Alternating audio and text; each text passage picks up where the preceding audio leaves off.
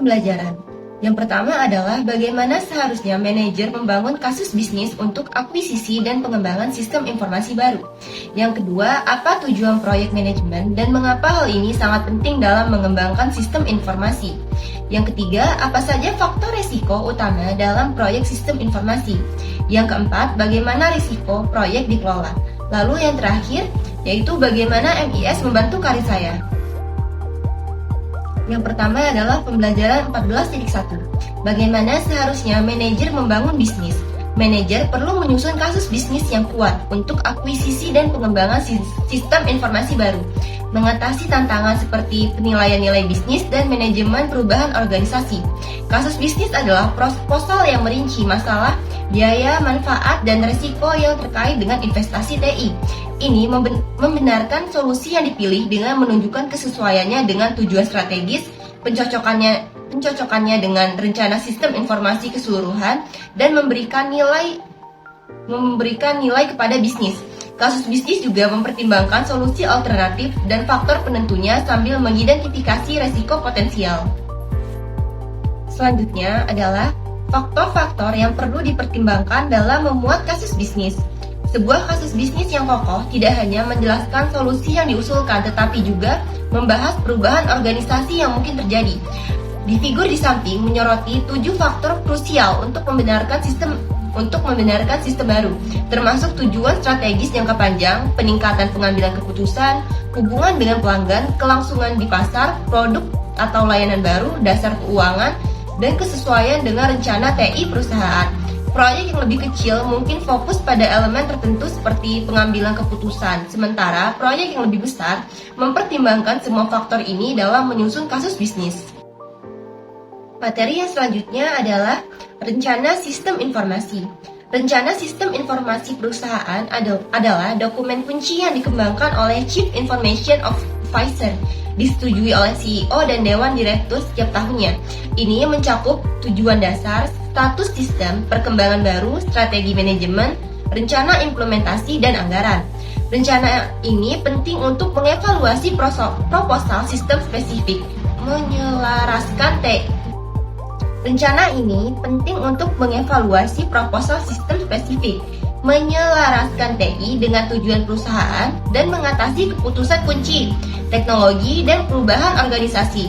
Dalam proyek pengambilan keputusan, manajer perlu mengidentifikasi perbaikan yang memberikan nilai maksimal, dengan fokus pada perubahan organisasi, kebutuhan pelatihan, dan keselarasan dengan rencana keseluruhan. Materi selanjutnya adalah analisis portofolio. Analisis portofolio dalam pengembangan sistem mengevaluasi proyek dan aset, memperlakukannya seperti portofolio keuangan dengan profil risiko dan manfaat yang bervariasi.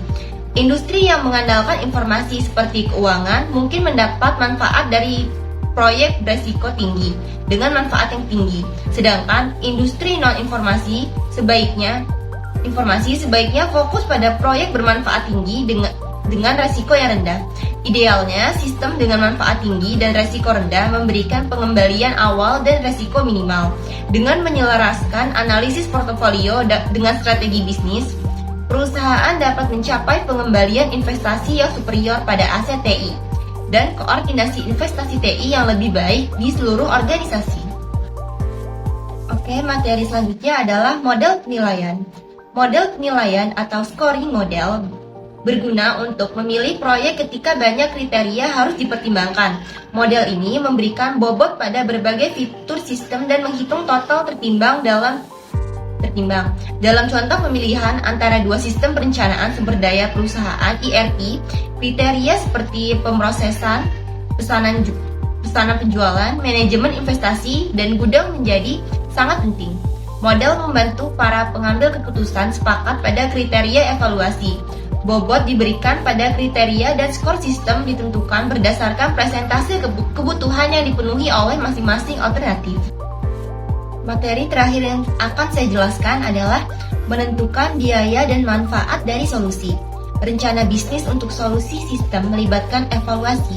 Apakah itu merupakan investasi yang baik? Mempertimbangkan keterkaitannya dengan tujuan strategis dan pemenuhan kebutuhan pengguna. Dari perspektif keuangan, fokusnya adalah apakah investasi sistem informasi tertentu menghasilkan pengembalian yang cukup untuk membenarkan biayanya. Nah, untuk menentukan biaya dan manfaat dari solusi, dapat mempertimbangkan 3 aspek, yaitu yang pertama adalah biaya dan manfaat sistem informasi. Manfaat sistem informasi tertentu mungkin tidak dapat diukur secara langsung, namun dapat menghasilkan keuntungan yang terukur seiring berjalannya waktu. Sistem transaksional dan clerical biasanya menawarkan manfaat yang lebih nyata dibandingkan sistem informasi manajemen atau sistem pendukung keputusan. Misalnya, peralihan BDO Kanada ke Microsoft Project Online menghasilkan peningkatan produktivitas dan penurunan biaya operasional. Manfaat tidak berwujud mencakup pengambilan keputusan yang lebih baik dan informasi yang lebih tepat waktu. Meskipun analisis total biaya kepemilikan TCO mengidentifikasi berbagai pengeluaran TI, analisis ini mungkin tidak mencakup semua aspek seperti faktor lunak dan juga strategis. Lalu selanjutnya adalah penganggaran modal untuk sistem informasi.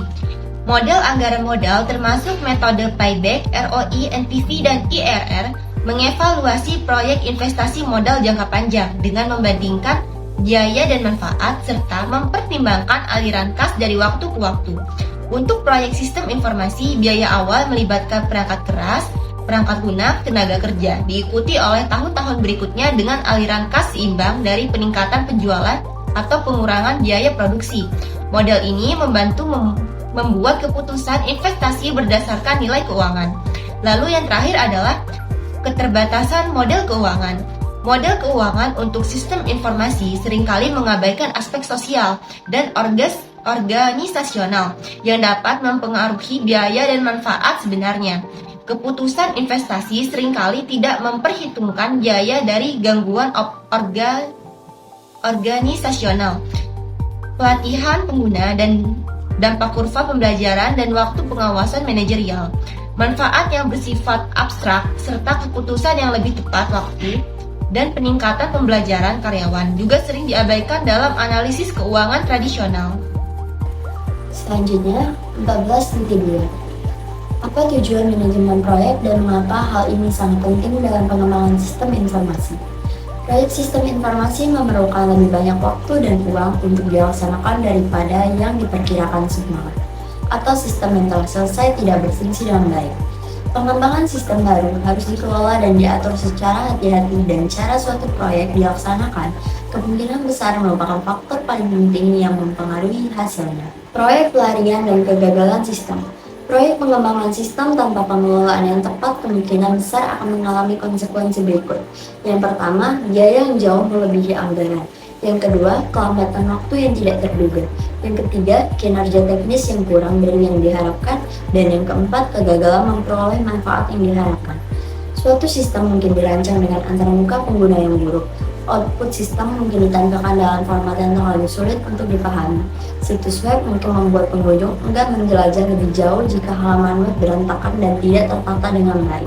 Jika pengguna tidak dapat dengan mudah menemukan informasi yang mereka cari, atau jika memerlukan waktu terlalu lama untuk mengakses dan menampilkan halaman web di komputer pengguna. Selain itu, data dalam sistem mungkin memiliki tingkat ketidakakuratan atau ketidakkonsistenan yang tinggi. Informasi di bidang tertentu mungkin salah atau ambigu, atau mungkin tidak diatur dengan baik untuk tujuan bisnis. Informasi yang diperlukan untuk fungsi bisnis tertentu mungkin tidak dapat diakses karena datanya tidak lengkap. Selanjutnya, tujuan manajemen proyek. Proyek adalah serangkaian kegiatan terkait yang direncanakan untuk mencapai tujuan bisnis tertentu. Proyek sistem informasi mencakup pengembangan sistem informasi baru, peningkatan sistem yang sudah ada, atau peningkatan atau penggantian infrastruktur teknologi informasi atau TI perusahaan. Manajemen proyek mengacu pada penerapan pengetahuan, keterampilan, alat, dan teknik untuk mencapai target tertentu dalam batasan anggaran dan waktu tertentu. Aktivitas manajemen proyek mencakup perencanaan, pekerjaan, penilaian risiko, estimasi sumber daya yang dibutuhkan untuk menyelesaikan pekerjaan, pengorganisasian pekerjaan, memperoleh sumber daya manusia dan material, menugaskan tugas, mengarahkan kegiatan, mengendalikan pelaksanaan proyek, melaporkan kemajuan, dan menganalisis hasilnya. Terdapat 5 variabel utama manajemen proyek.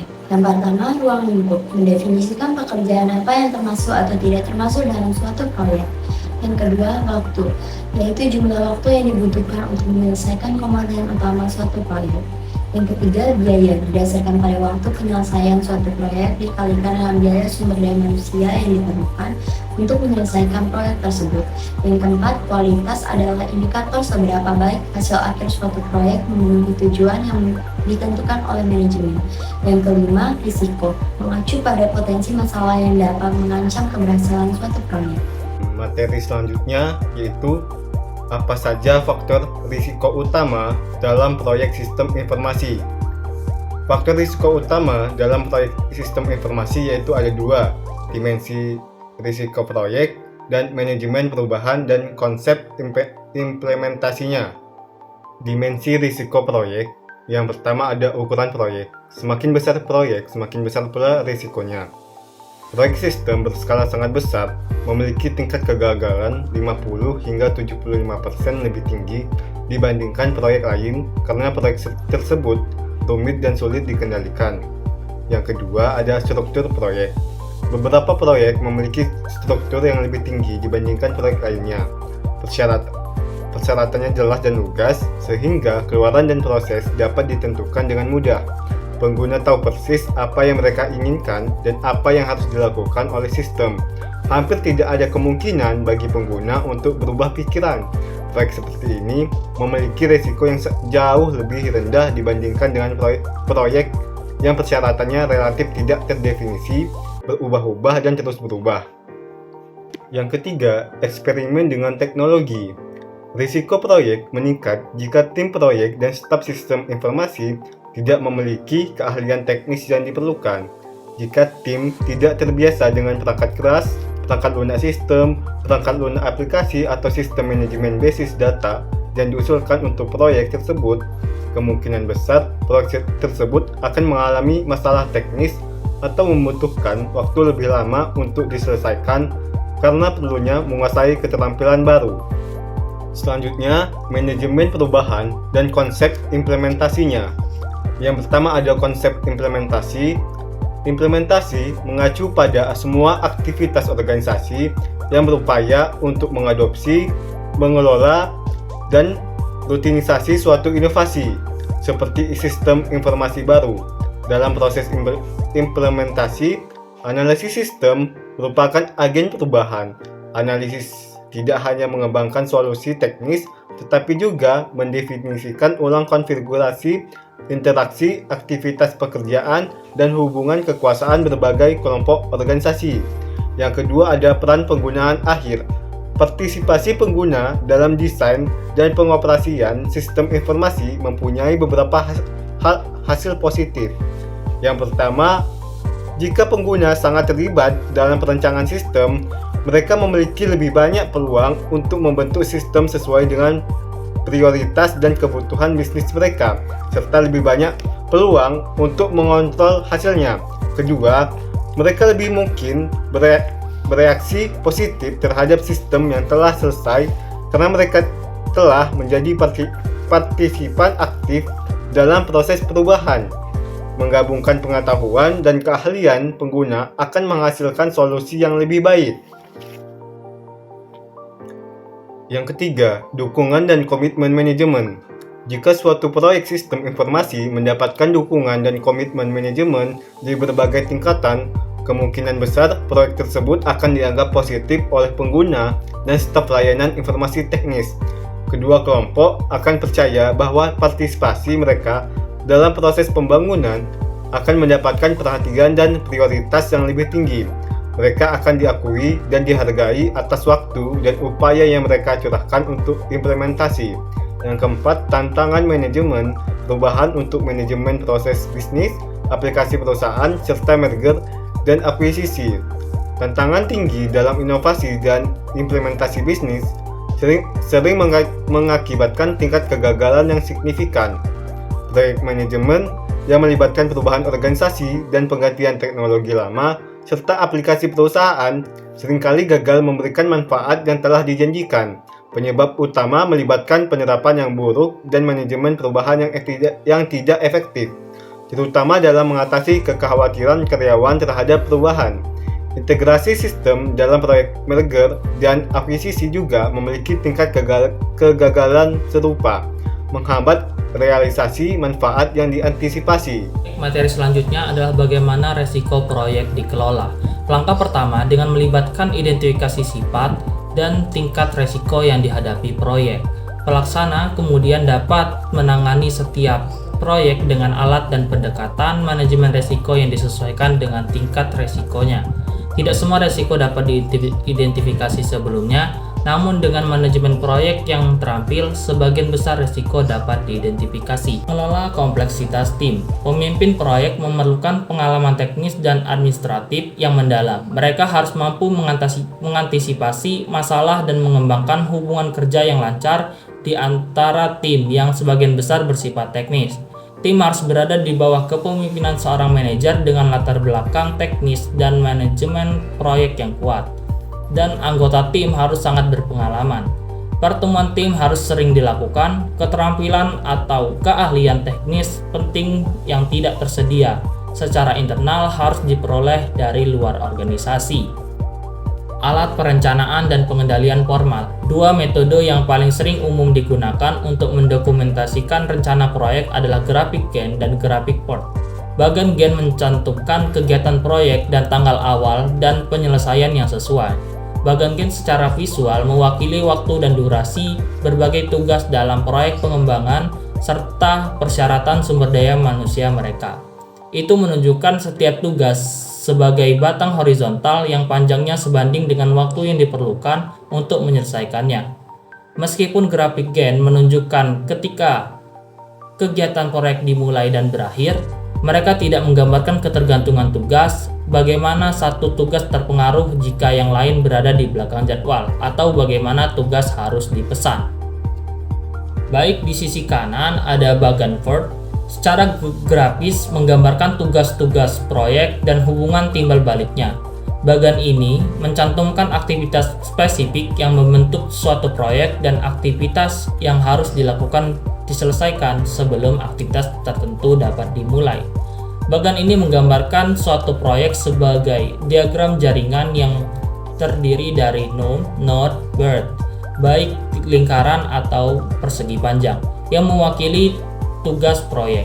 Setiap node diberi nomor dan menunjukkan tugas, durasinya, tanggal mulai, dan tanggal penyelesaian.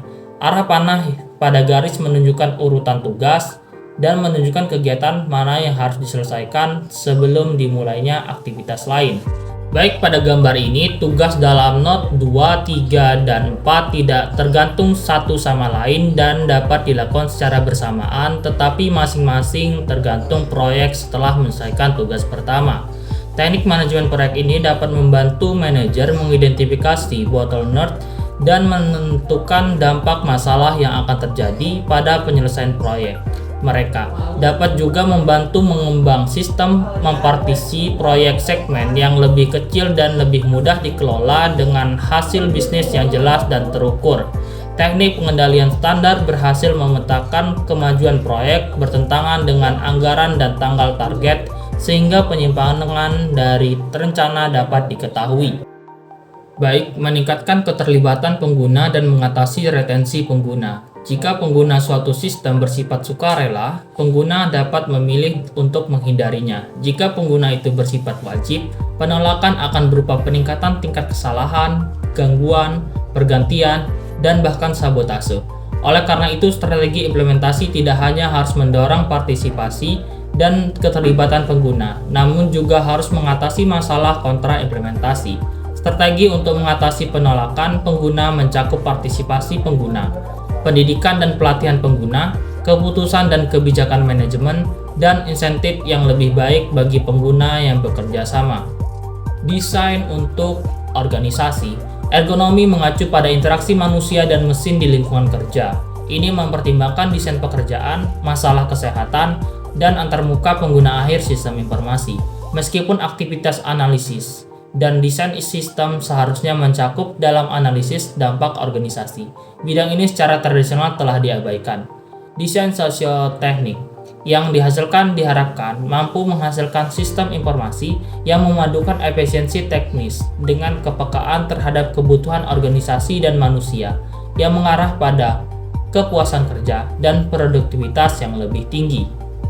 Oke, yang terakhir, alat perangkat lunak manajemen proyek. Perangkat ini biasanya memiliki kemampuan untuk mendefinisikan dan mengurutkan tugas, menetapkan sumber daya untuk tugas, menetapkan tanggal mulai dan berakhir untuk tugas, melacak kemajuan pada tingkat individu dan tingkatan, dan memfasilitasi modifikasi pada tugas dan sumber daya.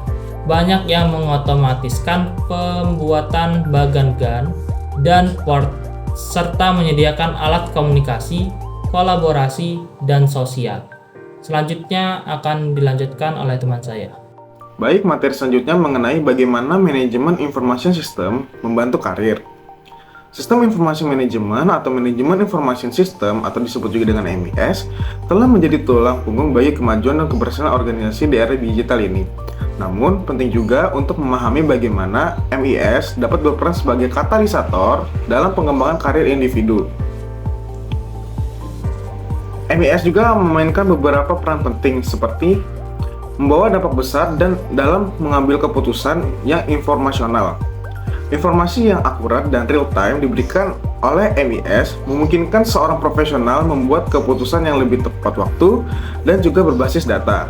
Lalu, manajemen proyek dan tugas menjadi lebih terstruktur dan terkelola dengan baik berkat kontribusi MES atau Manajemen Information System. Kemampuan untuk merencanakan, melacak, dan melaporkan proyek membantu membangun reputasi sebagai pemimpin yang dapat mengelola dengan sukses. Tidak hanya itu, MES juga memberikan kontribusi besar dalam pengembangan strategi bisnis. Dengan analisis data yang mendalam, seorang profesional dapat memahami tren pasar, menganalisis kinerja bisnis, dan merencanakan strategi yang lebih baik. Lalu, keamanan informasi menjadi semakin penting dan lingkungan bisnis yang terus berkembang, dan MES membantu dalam melindungi informasi sensitif dan mengelola resiko keamanan.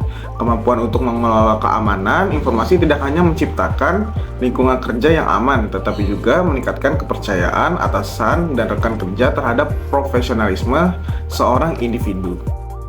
Baik, di sini juga saya akan menjelaskan study case internasional mengenai sistem modernisasi kompensasi pengangguran di Pennsylvania yang belum selesai. Menilai pentingnya proyek modernisasi sistem kompensasi pengangguran di negara bagian Pennsylvania. Pentingnya proyek modernisasi sistem kompensasi pengangguran di negara Pennsylvania, yang pertama itu ada efisiensi operasional. Modernisasi sistem kompensasi pengangguran dapat meningkatkan efisiensi operasional dengan menggantikan proses manual dengan solusi otomatis. Lalu ada penyelenggaraan pembayaran, pemantauan klaim, dan manajemen data menjadi lebih cepat dan efisien. Lalu ada peningkatan layanan kepada penerima manfaat. Sistem yang lebih modern dapat meningkatkan pengalaman penerima manfaat dan dengan memberikan akses yang cepat dan mudah. Lalu ada proses klaim yang lebih efisien dapat membantu mengurangi tekanan pada individu yang bergantung pada kompensasi pengangguran. Lalu ada keakuratan dan kepatuhan. Modernisasi dapat meningkatkan akurasi, perhitungan dan pemantauan iklim, mengurangi risiko kesalahan manusia. Lalu sistem yang diperbarui juga dapat membantu memastikan kepatuhan terhadap peraturan dan kebijakan terbaru. Lalu ada penyederhanaan proses administratif. Proses administratif yang disederhanakan dapat mengurangi biaya dan waktu yang diperlukan untuk mengelola sistem. Lalu ini juga memberikan manfaat jangka panjang dalam hal efisien anggaran dan administrasi. Lalu ada peningkatan respon terhadap perubahan. Dengan kemampuan adaptasi yang lebih baik, sistem yang diperbarui dapat lebih responsif terhadap perubahan regulasi atau kondisi pasar yang mempengaruhi program pengangguran. Lalu, mengapa modernisasi kompensasi pengangguran merupakan proyek yang beresiko di Pennsylvania? Yang pertama itu ada keterbatasan anggaran. Proyek modernisasi seringkali memerlukan investasi finansial yang substansial. Keterbatasan anggaran dapat menjadi hambatan signifikan, terutama jika proyek tersebut tidak dapat memberikan hasil yang cepat. Lalu ada tantangan teknologi. Implementasi sistem baru seringkali melibatkan tantangan teknologi seperti integrasi dengan sistem yang sudah ada atau kebutuhan untuk memastikan keamanan dan privasi data yang ditingkatkan. Lalu ada perlawanan terhadap perubahan. Penerima manfaat dan pihak terkait mungkin menunjukkan resistensi terhadap perubahan, terutama jika tidak ada komunikasi yang efektif atau pelibatan mereka dalam proses perubahan. Lalu ada resiko keamanan data. Proyek modernisasi sistem data dapat meningkatkan resiko keamanan data, terutama jika langkah-langkah yang diperlukan tidak diambil untuk melindungi informasi sensitif. Lalu ada waktu implementasi yang lama. Proyek modernisasi sering memerlukan waktu yang lama untuk implementasi penuh.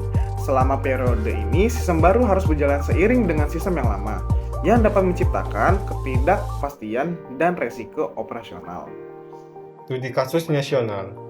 Perusahaan retail nasional yang awalnya berfokus pada toko fisik mengidentifikasi peluang untuk meningkatkan pengalaman pelanggan melalui ekspansi e-commerce. Tujuan utamanya adalah memperluas pangsa pasar, meningkatkan penjualan online, dan menciptakan keterlibatan pelanggan yang lebih mendalam. Tantangan utamanya yaitu yang pertama, keterbatasan pangsa pasar, yaitu terbatasnya akses pelanggan di wilayah tertentu. Yang kedua, kemampuan penjualan online. Infrastruktur e-commerce yang terbatas dan kurangnya pengalaman digital. Yang ketiga ada ketidakmampuan pelacakan pelanggan, yaitu kesulitan dalam memahami perilaku pembeli pelanggan secara menyeluruh. Solusi yang diusulkan, implementasi platform e-commerce yang terintegrasi untuk meningkatkan aksesibilitas, meningkatkan pengalaman pelanggan, dan menyediakan data analisis yang mendalam. Langkah-langkah proyek, yang pertama analisis pasar, yaitu evaluasi potensi pasar dan identifikasi target demografis. Yang kedua, pemulihan platform e-commerce, memilih dan mengkonfigurasi platform e-commerce yang sesuai dengan kebutuhan perusahaan. Yang ketiga, pengembangan situs web, desain dan pengembangan situs web e-commerce yang responsif dan mudah digunakan. Yang keempat, integrasi dengan sistem internal, integrasi platform e-commerce dengan sistem internal perusahaan untuk manajemen inventory dan pelacakan pesanan. Yang kelima, strategi pemasaran digital. Pelaksanaan kampanye pemasaran digital untuk meningkatkan kesadaran dan menarik pelanggan.